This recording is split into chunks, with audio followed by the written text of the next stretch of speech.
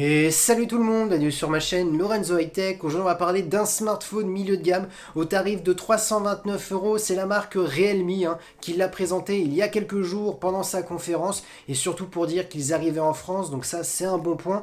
Pourquoi? Tout simplement c'est un petit peu un concurrent à Xiaomi, tout simplement parce qu'il propose à peu près la même politique de marché, il propose des caractéristiques intéressantes par rapport au prix, donc ça c'est un bon point pour nous.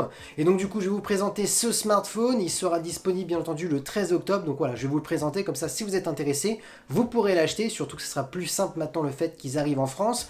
Mais avant de commencer la vidéo, si vous n'êtes toujours pas abonné à ma chaîne YouTube, abonnez-vous, allez 100% high-tech, n'oubliez pas d'activer la petite cloche de notification pour être alerté lorsque je publie une vidéo, ou sinon ma page Instagram Lorenzo High-Tech, je donne souvent des informations, des rumeurs, des prix intéressants quand j'en vois des fois, donc tout ça dans mes stories, et maintenant c'est parti. Du coup commençons par son design, les caractéristiques de la face avant, il est plutôt joli, on a un écran bord à bord, presque borderless, j'ai envie de dire presque, tout simplement parce que en bas on a quand même une petite bordure noire qui m'embête un petit peu, mais bon, c'est pas grave pour son prix. Alors rentrons dans les détails, on a un écran d'une diagonale de 6,4 pouces, donc on aura un grand écran. On a aussi un écran surtout Super AMOLED, ça c'est un bon point parce que souvent on a des écrans LCD pour ce tarif, donc là l'AMOLED, l'avantage c'est d'avoir plus de couleurs, plus de contraste, ça consomme beaucoup moins d'énergie par rapport à l'LCD, donc ça c'est un bon point. On est sur un écran de 60 Hz, par contre avec une bonne définition Full HD+, donc ça c'est bien.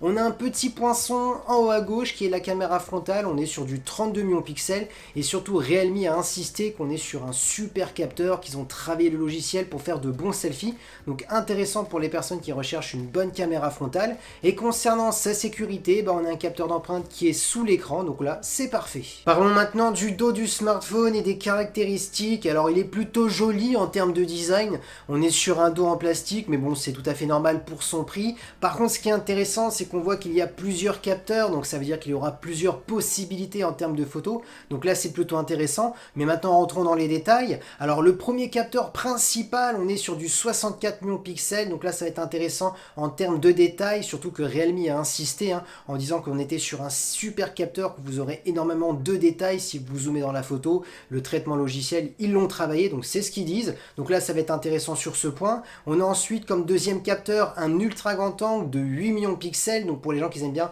faire des photos de paysage, on aura un champ de vision beaucoup plus large avec ce capteur, donc ça c'est un bon point. Le troisième capteur c'est un mode portrait pour les effets bokeh, pour avoir le flou arrière-plan, donc ça c'est bien aussi. Et on a un macro de 2 millions de pixels pour faire des photos d'objets ultra près. Et concernant la vidéo, on pourra filmer jusqu'à de la 4K 30 images par seconde, donc c'est très bien. Donc là les premières caractéristiques de ce qu'il faut retenir, c'est qu'on a un bon écran Super AMOLED de 60 Hz avec une bonne définition Full HD+, et plutôt aussi plusieurs bons capteurs photo avec une bonne vidéo 4K, donc c'est quand même plutôt intéressant pour son tarif. Parlons maintenant des performances. Alors pendant la conférence ils ont parlé de 6 ou 8 Go de RAM, mais comme information que je peux vous dire c'est qu'en France on n'aura que la version 8 Go de RAM, mais au tarif de 329 euros directement, donc ça c'est un bon point.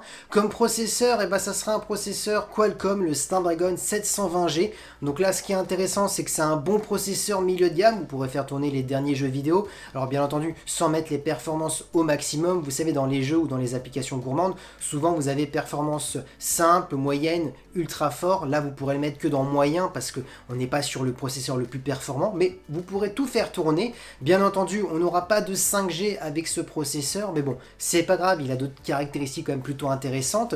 Ensuite on a 128 Go interne, donc ça c'est un bon point, donc vous pourrez mettre plein d'applications, de jeux vidéo. Concernant sa batterie, ça pour ma part c'est un bon point fort pour son prix, tout simplement il a une batterie de 4500 mAh, donc c'est une bonne batterie, rien d'exceptionnel, mais ce qui est intéressant c'est sa recharge ultra rapide de 65 watts, et surtout les chiffres qu'ils ont annoncé Realme sur ce Realme 7 Pro, c'est plutôt intéressant, tout simplement en 10 minutes vous gagnez 40%, donc ça c'est intéressant. Si vous êtes à 50-60%, ça veut dire en 10 minutes vous le rechargez à 100%, et bien entendu en 34 minutes de 0 à 100 vous le rechargez, donc là c'est vraiment intéressant pour si voilà le matin vous devez aller au travail, vous avez oublié de le recharger, et hop, le temps d'une douche, de s'habiller, il est recharger à 100%, donc là c'est plutôt un bon point pour son tarif. Et concernant la connectivité, on aura de la Wi-Fi 5, du Bluetooth 5.1, du NFC et du type C pour le recharger. On arrive à la fin de vidéo et comme chaque fin de vidéo je vous fais mon bilan, je vous dis pour qui il est destiné, est-il intéressant en termes de prix?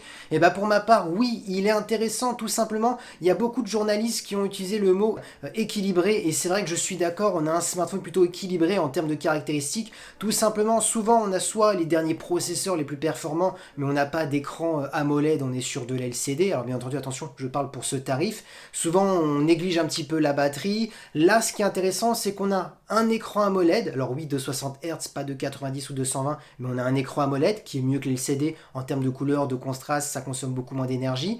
Ce que je retiens aussi, c'est en termes de qualité de photo, on a quand même plusieurs possibilités en termes de capteurs.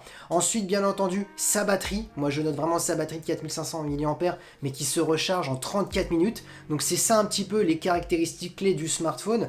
On est à 329 €, c'est vraiment bien. Donc pour qui il est destiné? Pour une personne lambda qui n'est pas à la recherche des dernières technologies, parce que bien entendu on n'a pas de 5G, mais une personne lambda s'en fout un petit peu de la 5G, la 4G+, suffit amplement. Ensuite, pour un petit gamer qui n'a pas de gros budget, parce que vous pourrez quand même faire tourner les derniers jeux vidéo ou les applications gourmandes, ou tout simplement pour un étudiant qui veut juste un smartphone simple, pas trop cher, et Realme s'impose bien en France.